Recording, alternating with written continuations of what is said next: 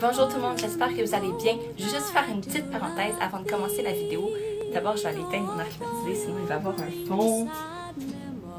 Donc, je disais ma petite parenthèse, je reviens en ce moment, il est comme 3 h de l'après-midi, je reviens juste d'une virée au centre-ville où je suis allée au musée des Beaux-Arts de Montréal et aussi visiter l'église Saint-Paul, je crois, qui est en fait située au métro McGill, juste à côté du Labbé. Donc, pour ceux qui habitent à Montréal ou qui s'en viennent visiter Montréal cet été, je vais juste vous conseiller ces deux places-là. Dans le fond, moi, je suis allée voir l'exposition qui est gratuite pour les étudiants et qui s'appelle, en fait, pas qui s'appelle, mais c'est une exposition sur Henri de Toulouse-Lautrec, voilà. Et puis Toulouse-Lautrec, pour ceux qui ne savent pas c'est qui, c'est un peintre et un graphiste des années 20 à Paris. Et je veux dire, il a un talent phénoménal et c'est vraiment intéressant l'exposition parce qu'on peut voir les commandes qu'il a réalisées pour ses amis artistes et également des pièces qu'il a confectionnées pour lui-même et en savoir en même temps sur, disons, le contexte historique, culturel des années 20 à Paris avec Moulin Rouge, les Folies Bergères qui est un théâtre et connaître dans le fond plein d'autres noms d'artistes importants de cette époque-là. Même j'ai connu deux noms de plus qui me sont restés en tête. Donc il s'agit de May Bedford et de May Milton qui sont deux artistes de théâtre qui ont usé de leur origine anglaise et irlandaise pour intéresser les Français, les Parisiens. Donc voilà, donc vous conseillez cette exposition-là et également la visite de l'église Saint-Paul. Si je me trompe de nom d'église, en fait je vais vous le mettre en bas de la vidéo pour être sûr de ne pas me tromper. Et puis là, ce qui est intéressant, c'est que tous les mardis à 12h30, il va y avoir un concert à l'église. Et moi, je savais pas ça d'avance. Je suis juste entrée dans l'église pour faire du tourisme dans ma propre ville parce que ça me manque depuis mon retour de voyage, en fait, en Irlande. Ça m'a fait réaliser que je pourrais faire un peu plus de tourisme dans ma propre ville aussi. Et puis, justement, là, c'était 3 musiciens qui chantent aussi et là, leur thématique de leur concert, c'était des chansons écossaises et aussi des Québécois, mais tournées à leur manière. Donc, c'est juste vraiment, vraiment idéal pour moi. Alors, je vous conseille ces deux expositions-là. Maintenant, on va revenir au sujet de la vidéo, qui est en fait deux lectures, disons des textes courts.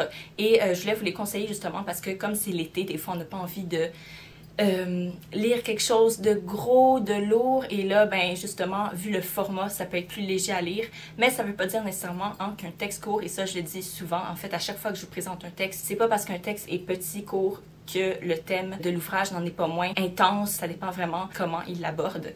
Là, j'essaie de vous présenter deux ouvrages qui ont aussi un propos assez léger. Il y en a un que j'ai lu dans mon voyage en Irlande, en fait à mon retour, mais que j'ai acheté en Irlande, et l'autre que j'ai lu avant mon voyage, et c'est vraiment deux coups de cœur, assurément. Alors le premier que je vais vous présenter, c'est celui que j'ai lu avant de partir. Je suis en ce moment dans une découverte continuelle de la poésie que avant mon changement, je veux dire mon changement d'idée, quoi, j'aimais pas. Et puis là, j'ai commencé à regarder beaucoup de booktubers qui parlent de poésie pour m'ouvrir les yeux parce que je savais que je n'aimais pas la poésie pour de bonnes raisons, genre j'avais aucune raison, j'en lisais pas. Alors là, j'ai commencé ma découverte avec quelques ouvrages, dont celui-là. C'est d'un auteur canadien, fait que j'étais vraiment heureuse, une auteure canadienne. Et ça traite d'un sujet qui me touchait plus particulièrement parce que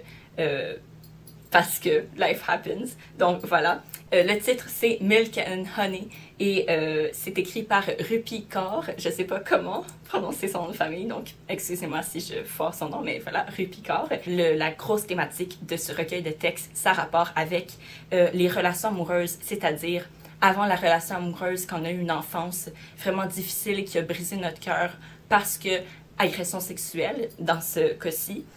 Ensuite, la rencontre de l'homme aimé, de l'amour, dans le fond, la découverte de l'amour qui va la guérir. Ensuite, la séparation difficile qui te rebrise le cœur. Et finalement, la réparation, la renaissance après ce dur moment. Donc, le message avec ces 4 étapes de la relation amoureuse ou de plutôt, je dirais, la découverte de l'amour, hein, s'aimer soi et aimer l'autre. Le gros message là-dedans, c'est que oui, même s'il y a des parties sombres dans notre vie, faut jamais arrêter de rechercher la lumière au loin parce que il va toujours avoir un côté positif.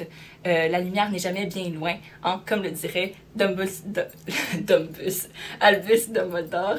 Je veux dire, l'affaire avec le briquet de lumière, là, quand toutes les lumières sont fermées, il faut juste allumer une chandelle et puis là, tout est beau. J'ai complètement foiré la citation, mais c'est pas grave. Alors voilà, ça c'est le message, c'est qu'il faut pas arrêter de chercher le bien, le positif, la lumière dans toute la noirceur parce que partout où il y a de la noirceur, forcément il y a de la lumière parce que c'est avec les opposés que l'un et l'autre peut exister. Alors voilà, moi j'ai plié plusieurs pages, ce qui veut dire que j'ai aimé ces passages-là. Ça, c'est des passages que j'ai aimés.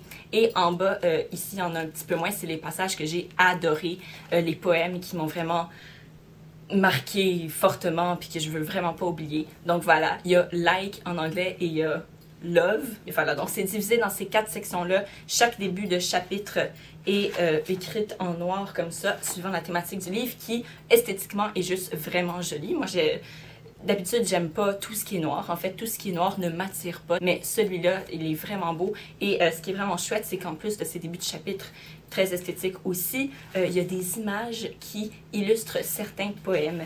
Et tout ça est fait au crayon à dessin, quoi. Puis c'est vraiment, vraiment beau. Des fois, il y a des images juste tellement poétiques en elles-mêmes. Donc, voilà quelques exemples. Je peux vous lire, c'est écrit en anglais. Je ne sais pas si ça a été traduit en français, mais la langue n'est pas compliquée à comprendre pour ceux qui aimeraient commencer à lire en anglais. Je pourrais vous en lire quelques-uns. J'essaie d'en trouver des courts. Des fois, c'est dans les longs qu'on trouve aussi des perles, mais je ne vais pas vous lire tout ça, là. OK, il y en a un que j'appelle le poème Sassy. OK, c'est genre, le gars m'a quitté, puis c'est comme, tu manques quelque chose. Alors voilà, ça rentre dans la thématique de l'amour de soi, de se rendre compte que même si quelqu'un d'autre ne nous aime plus, ça ne veut pas dire qu'on est de la merde, puis on peut s'aimer soi-même, et ça peut être suffisant, et ça devrait tout le temps être suffisant, l'amour qu'on se donne à soi-même. Voilà. Alors, avoir quelqu'un d'autre nous aimer, c'est comme un bonus. Alors, le petit poème de 2 strophes, de 2 vers, pardon, ça se lit comme ça. I am a museum full of art, but you had your eyes shut. Donc, je suis un musée plein d'œuvres d'art, mais t'avais les yeux fermés, fait que t'as rien vu. Puis t'as manqué comme la perle que je suis. Alors voilà, c'est un exemple parmi tant d'autres qui traitent de sujets tellement différents. Et justement, je pense que tout le monde peut trouver quelque chose qui lui plaît dans ces poèmes-là parce que on touche à toutes sortes d'émotions, disons, à un éventail d'émotions différentes. Par exemple, moi, il y a certains poèmes qui ne m'attiraient pas parce que je me suis jamais sentie comme ça. Donc, je me rattachais pas à ce poème-là, mais à d'autres poèmes qui évoquaient d'autres moments, d'autres états d'esprit, d'autres épreuves. Ben là, j'ai des fois les mots en anglais, puis là, il faut que je me réhabitue à parler en français parce que parler 3 semaines en anglais, quand même, ça reste dans le cerveau.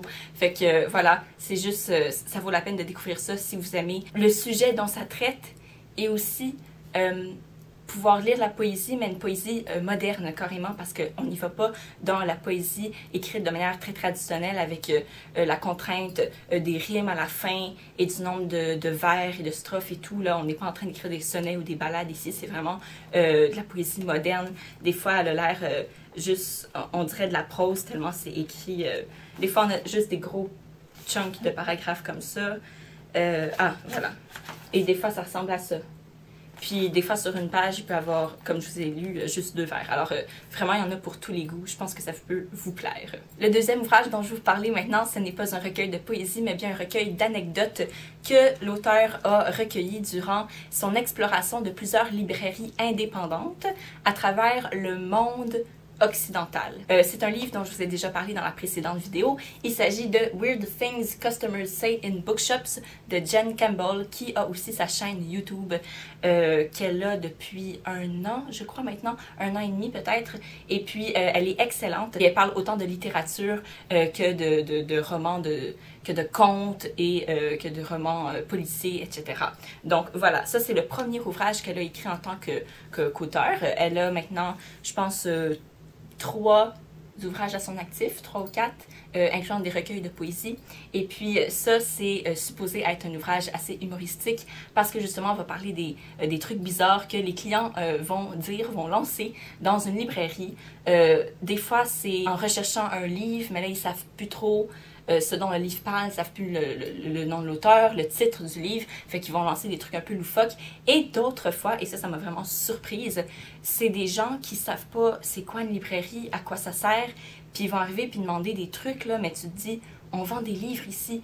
Qu'est-ce qui te passe par la tête pour que tu aies l'idée de demander si on vend des ampoules électriques, là? On en a de toutes les sortes. Et justement, comme le dit si bien la citation de Neil Gaiman, qui a beaucoup fait d'éloges à cet ouvrage-là. Donc, en anglais, ça dit « So funny, so sad, read it and sigh ». And sigh, ça veut dire soupirer de désespoir, dans le fond, de découragement. Et justement, c'est tellement drôle, mais tellement triste à la fois. Si c'est pas un ouvrage critique sur la situation et la mésinformation de toute la société envers les librairies et la lecture, ben c'en est un qui, du moins, dépeint très bien la situation de tout ce qui est rapport aux livres et à la librairie en ce moment dans la société occidentale, parce que, je veux dire, on voit des trucs, ma foi, fous, et c'est ça qui rend l'anecdote tellement intéressante. Je suis allée acheter cet ouvrage-là chez Charlie Burns, qui est une librairie indépendante à Galway, en Irlande. Donc, Galway, c'est la capitale du Connemara, pour ceux qui ne le savent pas, et c'est situé complètement à l'ouest du pays, au même niveau horizontal que Dublin. Et d'ailleurs, c'est un bijou, cette librairie, elle est vraiment belle. Donc voilà, pour moi, ça n'a pas été une lecture simplement légère. Pour moi, c'est un ouvrage profond, parce que justement, à cause de ce mélange des deux émotions, des deux états de pensée, ça approfondit beaucoup le propos parce que justement, ben, on dépeint la situation de la librairie en ce moment dans la société occidentale. Et voilà, donc pour moi, c'était pas une lecture simplement superficielle, mais qui avait vraiment un deuxième sens, qui joue un rôle très important. Pour les jeunes qui lisent ou qui ne lisent pas aujourd'hui, je pense que ça serait important de lire cet ouvrage-là, qui est très agréable à lire parce que ça nous fait rire. Je vous le conseille vraiment fortement. Je trouve que c'est la lecture d'été parfaite. On peut s'arrêter quand on veut. C'est très bien fait, c'est riche, c'est drôle. Que demander de plus pour l'été? Et d'un premier ouvrage d'une jeune auteure, à ce moment-là, quand elle a écrit, c'est un vrai bijou. Comme d'habitude, j'oublie toujours de vous dire dans quelle maison d'édition les ouvrages que je vous présente ont été publiés. Donc, pour Milk and Honey, il s'agit de la maison d'édition Andrews McMeel Publishing, pour ceux qui veulent le lire en anglais. Et pour celui-ci, qui a définitivement été traduit en français, ça je le sais, ça a été publié chez Constable Editions Publishing House. Bref, petite information importante à savoir. Donc, d'ici la prochaine vidéo, je vous souhaite de passer une super belle journée.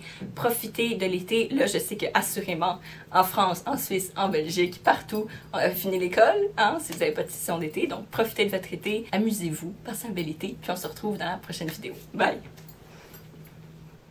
Je viens de réaliser que ça fait 2 ans qu'on a la chaîne ensemble, puis qu'on la fait continuer avec vos commentaires puis mes vidéos. Et c'était en fait ma fête, c'est le 1er juillet. Puis j'ai complètement oublié, c'est passé 10 pieds au-dessus de ma tête. Donc, j'ai aucune idée quoi faire pour fêter ça. Je viens juste d'y penser. Je suis en train d'éditer ma vidéo, je viens juste d'y penser. Fait que je vais y réfléchir. Puis je vous reviens là-dessus. Ce sera pas un concours ou quoi, parce que je suis pauvre, ok, je reviens de voyage. Mais je pense que j'essaie de créer quelque chose, d'écrire quelque chose, puis de vous le partager en rapport avec justement ça fait quoi quand ça fait 2 ans qu'on a une chaîne ou quoi. J'essaie de penser à quelque chose, mais voilà. Bonne fête à moi et puis à la chaîne. Merci d'être encore avec moi aujourd'hui. Puis je veux dire, le nombre d'abonnés, genre, a tellement augmenté ces temps-ci, fait que merci pour les nouveaux arrivants, puis j'espère que vous allez aimer ça. Et puis pour ceux qui sont là depuis le début, votre soutien est tellement précieux. Et puis voilà, augmentons la communauté du livre.